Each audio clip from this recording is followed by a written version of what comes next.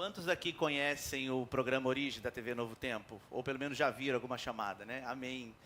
Eu tenho tido o privilégio, né? Dessas bênçãos que Deus tem me dado, né? É de trabalhar na consultoria científica desse programa.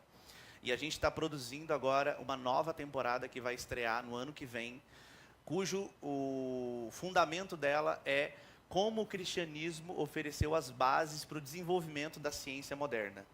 Então, está em processo de gravação essa temporada, que inclusive é do vídeo, ela está saindo, agora é uma temporada nova sobre o dilúvio, as discussões dentro do criacionismo que nós temos para mostrar que o dilúvio foi um evento global, um evento real na Terra, que moldou a paisagem deste planeta. E tem saído um episódio novo a cada sábado, às 17 horas. Hoje, inclusive, tem um episódio novo estreando. Em breve, essa temporada toda vai estar no YouTube. E é uma forma de você também enxergar, através da ciência, através da criação, as digitais do Criador. Então tem sido uma bênção, tem sido de um crescimento espiritual muito grande. E você sabe que a mensagem de salvação, a mensagem do Evangelho, ela tem várias formas de atingir diferentes pessoas, né? Nós tivemos aqui logo pela manhã o pastor Luiz Gonçalves, que trabalha a aplicação das profecias. Quem já estudou com ele as profecias bíblicas, via DVD, via Arena do Futuro, sabe que o movimento profético que nós temos hoje, né? O tempo profético que nós vivemos, é um tempo de despertamento para as mensagens angélicas, para o cumprimento das profecias. E a ação de Deus como Criador, ela tem sido cada vez mais questionada, colocada em xeque por várias pessoas que acreditam que nossa existência veio a partir do acaso. Mas nós defendemos e cremos que nossa criação foi intencional e proposital. Amém? Então é sobre isso que nós vamos falar neste sábado. E eu quero convidar você, em primeiro lugar, a abrir a sua Bíblia, lá em Apocalipse, no verso 14. O motivo pelo qual nós tanto defendemos, nós tanto lutamos, nós tanto temos trabalhado para dizer ao mundo que existe um Criador e que este Deus Criador, ele não é um Deus distante, ele é um Deus ativo, ele é um Deus que se preocupa com a sua criação, é um Deus que cuida das nossas necessidades. Muita gente acredita que mesmo que haja um Criador, esse Deus ele talvez seja distante, mas nós entendemos que esse Deus age na história deste mundo e age também na minha e na sua história. Amém? Apocalipse 14, no verso 7, diz assim: proclamando em alta voz, temei a Deus e dai-lhe glória, porque a hora do seu juízo chegou, e adorai aquele que fez o céu, a terra, o mar e a fonte das águas. Amém? Que forte! Essa é a mensagem que nós proclamamos. Essa é a mensagem que nós reforçamos cada vez que nós abrimos a Bíblia, cada vez que nós dobramos os nossos joelhos, cada vez que nós olhamos para a natureza, nós conseguimos observar essa mensagem de adoração ao Criador dos céus e da terra. E eu quero convidar você, durante esses minutos que nós temos, a primeiro fazer um exercício de contemplação, e entender alguns pontos importantes dentro do que para nós, o que nós entendemos como criacionismo, ou como cosmovisão criacionista, cosmovisão cristã. O que são esses termos que a gente usa muitas vezes para poder mostrar para a sociedade, mostrar para outras pessoas que muitas vezes olham para a natureza e veem a natureza como um produto de evolução, que nós cremos de uma forma diferente e que nós enxergamos a natureza de forma diferente. Então, o título do sermão eu coloquei o propósito na criação, ou criação e propósito. E o verso que eu... tá desligado, peraí. O verso que nós iniciamos é o verso de Gênesis 1, no verso 1, que você pode abrir a sua Bíblia também. Abre no seu aplicativo também, você que está em casa nos acompanhando, pega a sua Bíblia, pega o seu celular que tem aí o aplicativo da Bíblia, abre no primeiro capítulo de Gênesis, o primeiro capítulo da Bíblia. Nós vamos falar sobre ele um pouquinho, a gente vai falar de outros textos, mas é importante que todos os textos que nós trabalharmos neste sábado, que você marque na sua Bíblia, porque ali tem uma mensagem importante para você, uma mensagem que muitas vezes a gente faz a leitura do livro de Gênesis de forma corrida, a gente sabe mais ou menos como tudo foi criado, o que aconteceu em cada dia, mas a gente não percebe os detalhes que Deus deixou ali naquela narrativa para nós. E neste sábado, neste momento, eu quero convidar você também a fazer essa leitura atenta, para observar, para sentir e para ouvir o que Deus tem para dizer para você nesta manhã. E no capítulo 1 de Gênesis diz o seguinte, no versículo 1, no princípio Deus criou os céus e a terra. E a partir do verso 2, ele começa o relato de como essa criação aconteceu. E ali, em todo o capítulo 1, Deus fez questão de mostrar para você qual foi a sua origem, qual foi o começo, como foi que ele preparou esse lugar para você. No capítulo 1, Deus fez questão de detalhar, dia por dia, como e o que ele fez. Para que quando eu e você lêssemos esse primeiro capítulo de Gênesis, nós não tivéssemos dúvida sobre qual é a nossa origem. É muito fácil a gente falar sobre criacionismo, é muito cômodo, é muito gostoso falar de criação dentro de uma igreja. É muito legal eu saber que eu estou falando para pessoas que não têm dúvidas sobre a criação. Mas o maior desafio é falar sobre este texto, sobre essa verdade, para pessoas que não creem na existência de Deus, para pessoas que não enxergam da mesma forma que nós enxergamos. E esse é o desafio do criacionismo hoje. Esse é o desafio dos cristãos de hoje. Pregar para pessoas que duvidam da existência de Deus. Pregar para pessoas que não acreditam na palavra de Deus. Dizer que você foi criado, que você foi planejado, para pessoas que acreditam, que são frutos de evolução, que são frutos do acaso. Esse é o maior desafio nosso hoje. Restaurar a mensagem da criação. E aí a gente bate num termo que a gente usa muito. Às vezes quando você vai, o pastor Michelson Borges fala muito sobre criacionismo, é um colega nosso também. A gente tem um grupo de criacionistas no Brasil. E a gente fala, a gente precisa, primeiro, de forma muito pedagógica, né? Eu sou professor há mais de 12 anos. E a gente tem uma pedagogia, a gente tem uma didática. Primeiro você ensina os termos, primeiro você ensina a linguagem, como que a gente conversa, e depois a gente constrói o conceito, né? Isso é muito pedagógico. Então, primeiro eu vou ensinar, vou mostrar para você o que a gente entende por cosmovisão. Porque a grande luta que nós temos hoje, o grande conflito que nós temos hoje, relaciona-se à cosmovisão. E o que é esse termo cosmovisão? Coloquei para você um trecho ali de uma autora americana, cristã, que fala sobre filosofia da ciência, sobre história da ciência, e esse termo está ali para você. Em geral, nós não vemos a nossa própria cosmovisão, mas vemos tudo olhando por ela. Observa ali. Em outras palavras, o que é cosmovisão? É isso aí já é vício de professor, né, Lucimar?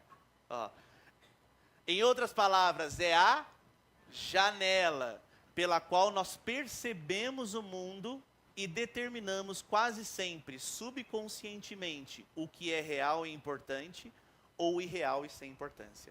Todos nós temos uma cosmovisão, que é a forma que nós olhamos o mundo. Então, quando você sai, quando você contempla a natureza, quando você olha, por exemplo, um ipê amarelo lindo, você tem, a sua cosmovisão determina como você enxerga aquela beleza. Nós, como cristãos, olhamos para aquilo, qual que é a primeira reação que nós temos?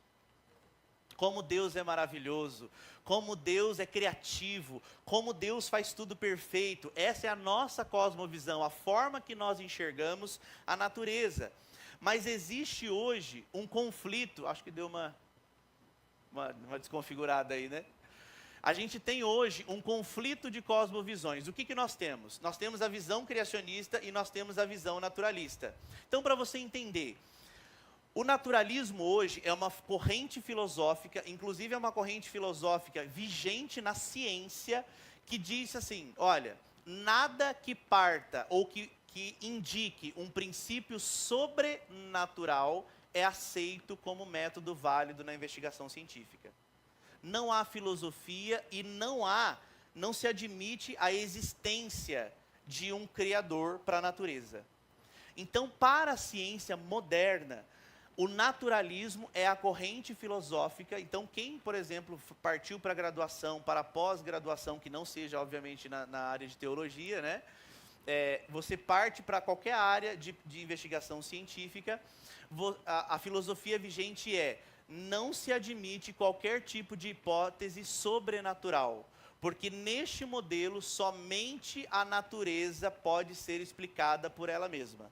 Isso é naturalismo. Enquanto o criacionismo já parte para uma outra visão. O criacionismo já vai mostrar para você que a hipótese básica, o pressuposto básico é que Deus criou, planejou de forma intencional esse mundo que nós vivemos e que criou a vida em todas as suas formas intencionalmente. Então, o conflito que nós temos hoje é um conflito de cosmovisões. Nós temos um lado dizendo para você que tudo surgiu pelo acaso, que a vida é obra do acaso, e o outro lado, que somos nós estamos dizendo, nós não somos obra do acaso, nós fomos planejados intencionalmente por um Deus Criador. E onde nós encontramos essa base? Deus se revela de duas formas, pela sua palavra e também pela sua criação. Abra a sua Bíblia no Salmos 19. Você conhece esse verso? Salmo 19, no verso 1. Abre a sua Bíblia aí. E grifa esse verso. Porque esse verso vai revelar para você a outra forma, além da palavra, com a que Deus se revela. E no verso 1 do capítulo 19, na minha tradução diz assim: os céus proclamam a glória de Deus, e o firmamento anuncia. Você entendeu que bonito esse verso? Essa é a base da nossa visão cristã. Quando nós olhamos para o universo, quando nós olhamos para a natureza, nós enxergamos a mão de Deus desde o princípio, na criação, na manutenção e no propósito da existência de todas as coisas. Porque os céus declaram a glória de Deus. E olha essa citação que eu coloquei aqui. Criacionistas e evolucionistas, que você sabe que os evolucionistas são a corrente naturalista, né, que a gente tem dentro da ciência, que possuem os mesmos dados. Então, os criacionistas e evolucionistas têm os mesmos dados, concorda? Eu, como criacionista, e um colega ateu evolucionista, vamos olhar para a natureza e vamos observar os mesmos dados, concorda? A realidade é a mesma para eles, contudo, a percepção dessa realidade, olha a palavra, percepção, lembra da cosmovisão?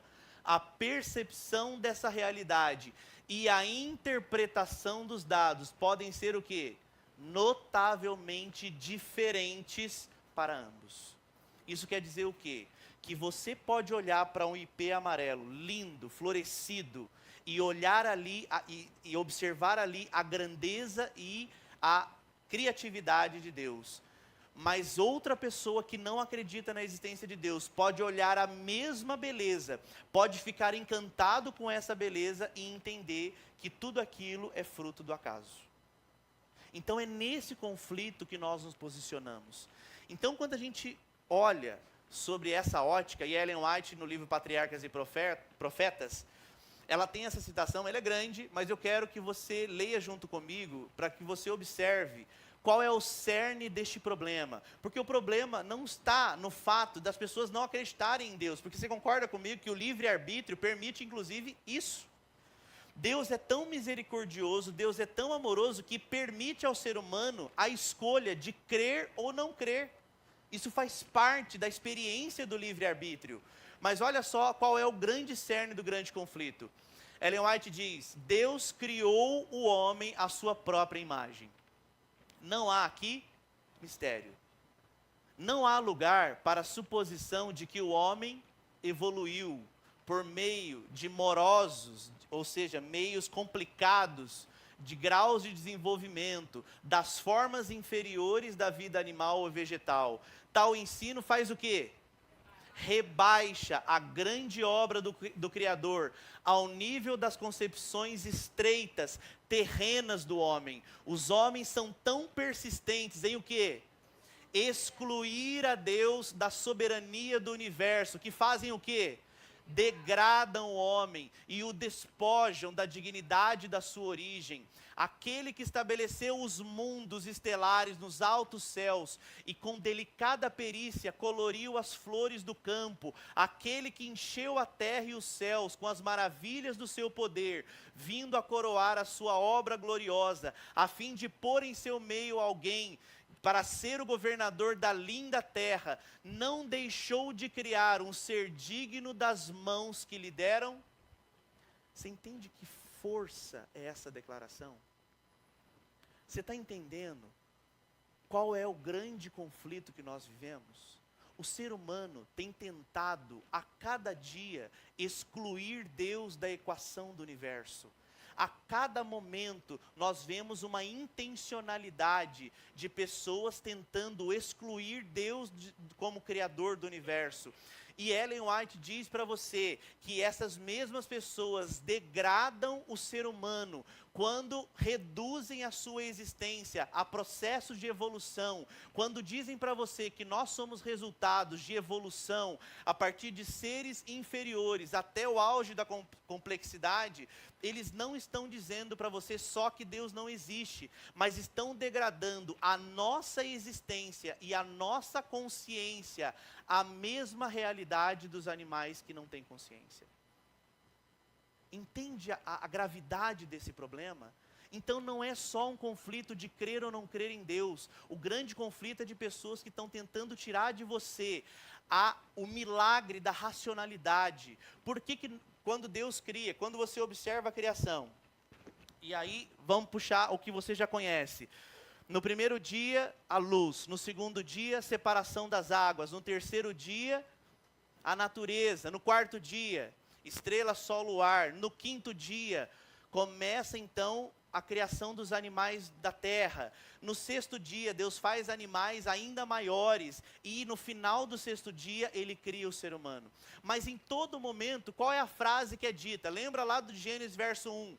E disse Deus, e a matéria obedecia, e viu Deus que era bom. No segundo dia, e disse Deus, e a matéria obedece, e viu Deus que era bom. E terceiro dia, e disse Deus, e tudo se faz, e viu Deus que era bom. E essa mesma estrutura se repete em todos os dias, mas quando Ele vai criar o ser humano, muda a figura. E você conhece o texto. Quando Deus vai criar o ser humano, qual é o verbo que é usado?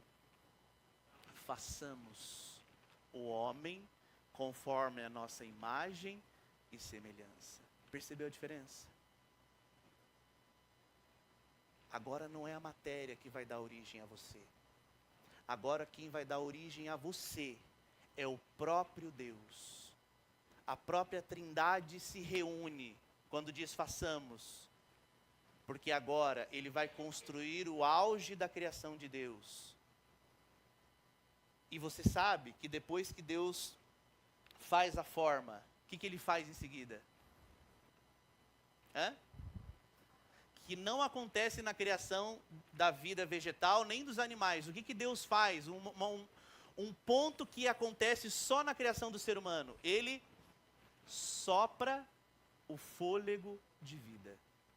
Você entende a complexidade disso? Que quando Deus criou os animais do campo, Deus criou, Ele não faz isso nos animais. Ele não faz isso nas plantas. Mas no momento em que Ele sopra o fôlego de vida, o que Ele está dando para mim e para você? Consciência. Ele está dando para você racionalidade. A plena convicção e certeza de que você pode conhecer a Deus. Que você pode escolher obedecê-lo por amor. É essa racionalidade que nos é dada no Éden. E é essa racionalidade que tentam tirar do ser humano. Você entende? Agora você entendeu a gravidade do ponto do grande conflito? Não é simplesmente uma guerra de crer ou não crer em Deus. Há uma guerra quanto à sua consciência, quanto ao seu poder de escolha, de adorar ou não aquele que fez os céus, a terra, o mar e as fontes das águas. E quando a gente olha para uma imagem como essa, isso é o universo. E aí o Salmo 19 diz para mim, os céus proclamam a glória de Deus e o firmamento anuncia as obras das suas mãos. Esse camarada que revolucionou a física, que revolucionou a matemática, você já ouviu o nome dele em algum momento da sua vida. Esse camarada é considerado o maior gênio da história de todos os tempos. E essa é uma citação que é constantemente apresentada nos livros dele, mas que é apagada da sua história, porque isso você não vê nos livros didáticos. Olha a declaração que ele faz. Isaac Newton, a maravilhosa disposição e harmonia do universo só pode ter tido origem segundo o plano de um ser que tudo sabe e tudo pode. Isso fica sendo minha última e mais... Não foi o cálculo diferencial e integral que Newton criou. Não foi a mecânica do universo que ele permitiu que nós entendêssemos. Não foi todas as maravilhas matemáticas que hoje, se você pergunta para qualquer pessoa, quem foi Isaac Newton? Ele foi o inventor do cálculo. Ele revolucionou a matemática. Ele revolucionou a forma como nós enxergamos o universo. Não é isso que Newton queria ser conhecido. Ele queria que a sua mais elevada e a última descoberta fosse o quê? Que o universo só pode ter vindo à existência mediante a um ser que tudo sabe e tudo pode. Olha a força dessa declaração. E é essa mensagem que nós temos que espalhar, porque muita gente acha que porque você acredita em Deus, você é menos inteligente. E essa é uma realidade. E a gente vê isso muito acontecendo, principalmente nas universidades. Os nossos jovens vão para as universidades e lá eles começam a enxergar que o fato deles acreditarem em Deus os torna menos capazes do que aqueles que não acreditam. Você entende a força disso? E nós, como criacionistas, estamos dizendo para você, quando nós enxergamos, quando nós olhamos para o universo, quando nós olhamos para a natureza, nós conseguimos visualizar toda a mecânica celeste, todos os cálculos que envolvem, cada ajuste que Deus faz para o universo vir à existência, mas nós conseguimos enxergar além, porque ali nós enxergamos o propósito da criação, porque nós entendemos que no momento que o universo vem à existência, ele vem à existência por intencionalidade, porque no momento em que Deus decide criar o universo, é naquele momento que ele também decide criar eu e você. Tudo só existe porque existe para declarar a glória de Deus. E esse é o ponto em que nós batemos.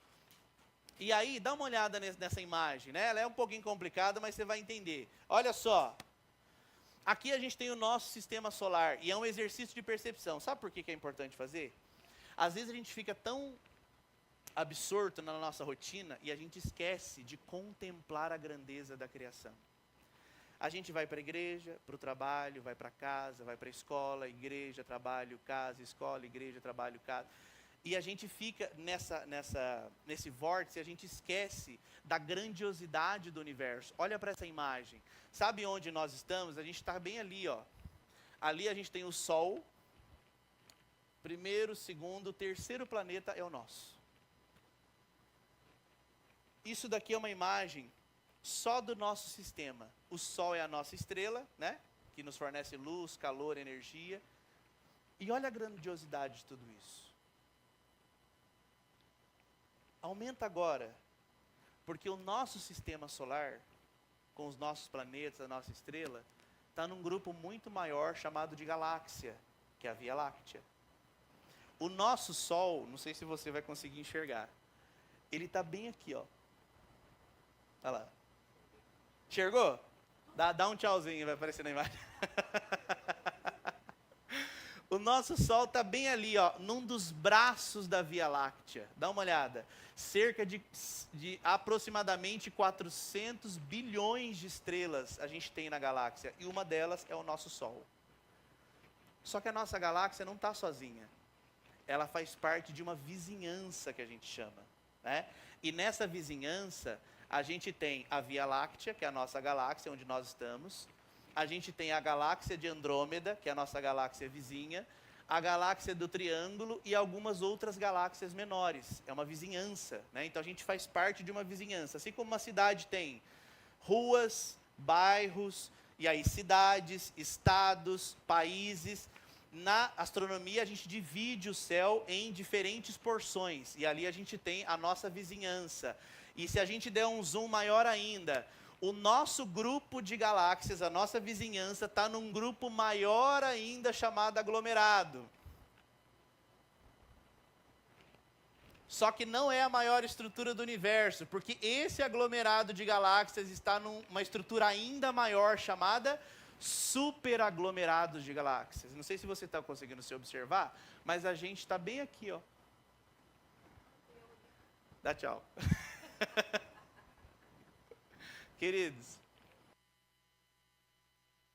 olhe para uma imagem como essa, eu não sei se você tem essa reação, por mais que você não entenda. E quando eu fiz esse sermão, minha esposa falou, você não acha que está muito pesado, tecnicamente falando? Eu falei, eu só quero que você tenha um único sentimento, como tudo é grande. E aí, a gente olha para o nosso planetinha azul, todo configuradinho para a vida. Porque essas condições aqui que eu coloquei, você não encontra em nenhum outro lugar desse universo gigantesco que você observou. Nenhum outro planeta tem uma configuração tão perfeita para a nossa existência. Nenhum lugar. A astronomia já conseguiu observar mais de 5.000 planetas fora, longe. E nenhum lugar apresenta água nos 3 estados físicos. Nenhum planeta tem oxigênio na proporção para você respirar. Nenhum planeta tem essa relação de porção líquida e porção seca adequada, diferentes ambientes, habitats para toda a diversidade de animais e plantas que nós temos nesse planeta. Nenhum outro lugar do universo poderia existir vida, porque a vida, ela foi criada neste planeta, porque este planeta foi criado para eu e você. Você crê nisso? Quando a gente lê o relato de Gênesis, e aí eu peço para você abrir a sua Bíblia em Isaías, no capítulo 45.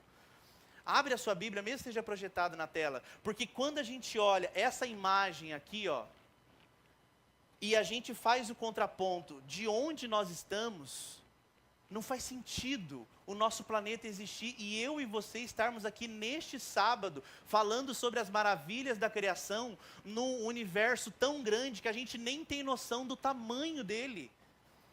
A ciência não tem noção de qual é o tamanho real do universo. E mesmo assim a gente começa a olhar o nosso planeta e a coisa vai ficando ainda mais... você começa a pensar de forma ainda mais... Como que Deus, nesse universo tão gigante, Ele ainda se diminuiu a condição humana... E ele veio aqui neste planeta para salvar este planeta, para salvar eu e você. E o Criador do universo, o Deus de todas as coisas, aquele que fez os céus, a terra e a fonte das águas, ele ainda se apequenou neste planeta. Ele veio, viveu a vida humana e ele morreu por mim e por você, para que eu e você pudéssemos experimentar a grandiosidade da eternidade. E quando a gente olha para tudo isso, não faz o menor sentido, porque Deus em toda a sua grandeza, em toda a sua majestade, poderia simplesmente ter acabado com tudo lá no Éden, não deu certo, vou partir para outro lugar, olha o tamanho desse universo. Mas o amor que Ele tem por mim e por você, foi maior que tudo isso. Você entende que quando a gente, com a cosmovisão criacionista cristã, olha para o universo, a gente pode entender toda essa matemática. A gente pode entender tudo isso aqui. todas as fórmulas, os cálculos, a gente pode observar tudo isso. Mas com os olhos da fé, a gente consegue observar o motivo de tudo isso. A gente consegue observar a grandeza do amor de Deus revelado na sua própria criação.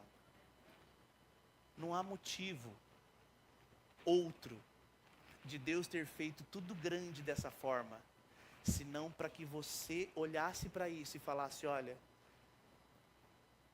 isso não chega aos pés do tamanho do amor de Deus por mim e por você.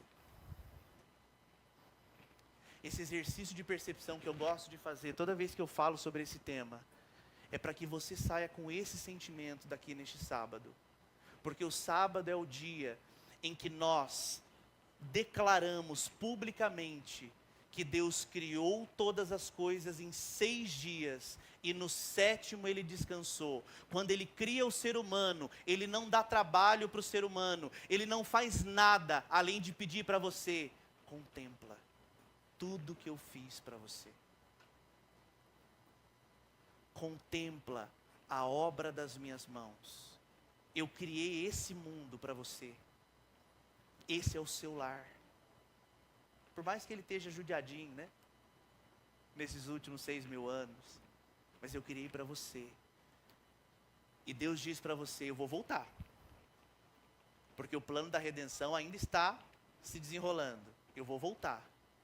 Eu vou levar você 1000 anos, a gente vai ficar lá passeando bonitinho, mas depois dos 1000 anos a gente vem para onde? É para cá. Porque foi aqui que Ele construiu para você. Este foi o lugar que Deus preparou para que você testemunhasse a maior história de amor que esse universo já viu. Você já parou para pensar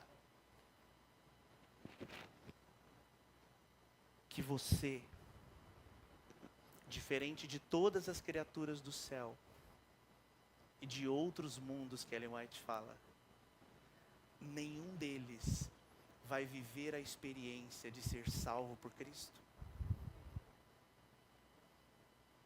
Você já parou para pensar que todo o universo vai querer reunir perto de você para você contar qual foi a sensação de ser salvo pelo Criador de todas as coisas?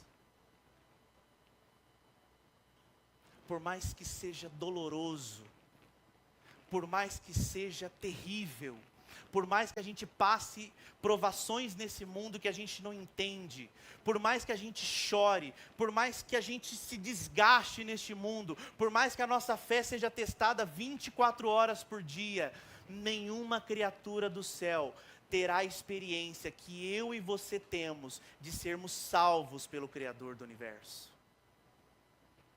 Hoje nós testemunhamos um batismo lindo da irmã. E toda vez que tem batismo, eu me emociono. Porque eu fico pensando em todo o universo, assistindo esse batismo de hoje, falando: cara, qual será a sensação de entregar a vida para Cristo? Porque a gente já está aqui. Nós já vivemos na glória do Pai. Sabe aquela coisa de que só quem perde dá valor? Na eternidade, nós vamos começar a entender a dimensão do amor de Deus. Cada detalhe da criação vai nos ser revelado. Todas as nossas perguntas serão respondidas. Os porquês do nosso sofrimento, as nossas angústias, tudo isso vai ser história para a gente contar sobre como Deus transforma vidas. Amém? Então, neste sábado, eu vou terminar com este verso de Isaías 45, nos versos 12 e 18, que você já abriu aí na sua Bíblia. Eu quero que você marque esse verso. Esse verso de Isaías diz para você assim, olha, verso 18. Porque assim diz o Senhor, que criou os céus, o Deus que formou a terra, que a fez e a estabeleceu. Ele não a criou para estar ou para ser um caos, mas Ele criou para ser habitada. E quando a gente olha o nosso planeta, e a gente observa a dimensão do universo e vê que o nosso planeta, ele é configurado para a vida, esse verso nos dá a resposta. Eu e você estamos aqui porque Ele decidiu criar a mim e criar você, para que nós experimentássemos a maravilhosa obra da redenção. Então que neste sábado, você lembre dessas palavras. Lembra que a criação, ela não só é uma história para descrever de onde nós viemos. Ela declara, nos primeiros versos da Bíblia, a dimensão do amor de Deus por nós. Amém? E eu queria cantar com você nesse finalzinho. Quero pedir que vocês coloquem em pé a música Quando Eu Olho para Você. E que você saia daqui com esse sentimento. Vamos louvar? Em seguida nós vamos orar.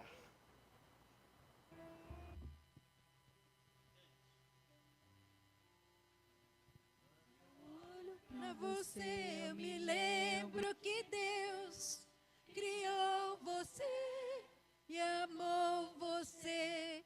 É Por isso que Você se parece com Deus, por dentro e por fora, a toda hora. Quando eu olho pra você, eu me lembro que Deus é o Pai do céu que nos criou.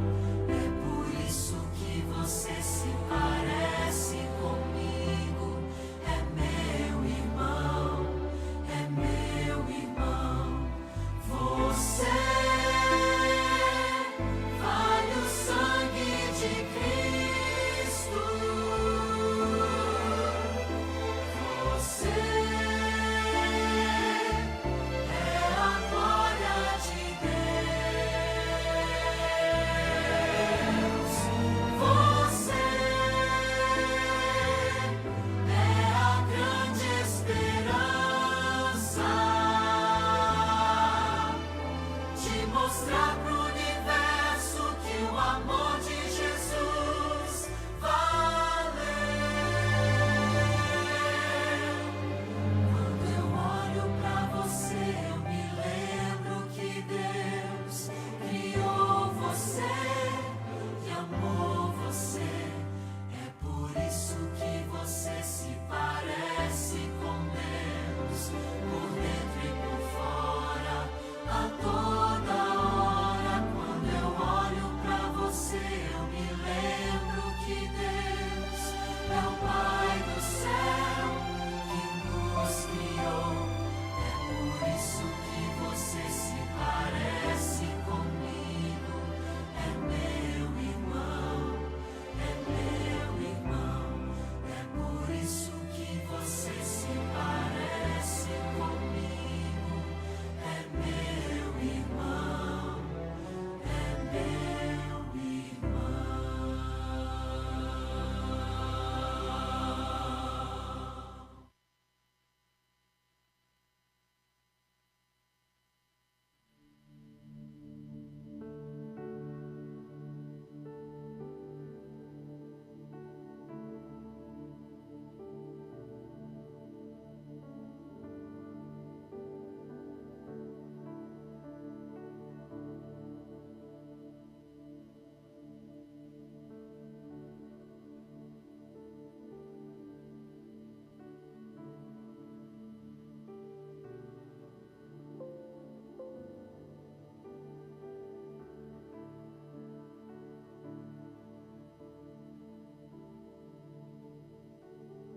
de que nós não estamos neste mundo por acaso, mas que a nossa existência declara a tua glória e a tua majestade. Que a tua criação louve o teu nome, que cada ser que respira louve ao Senhor, e que nós sejamos testemunhas do maior amor que este universo já viu. Cuida de nós neste dia, nos dê um restante de sábado na tua companhia. Nós pedimos em nome de Jesus. Amém. Amém. Feliz sábado.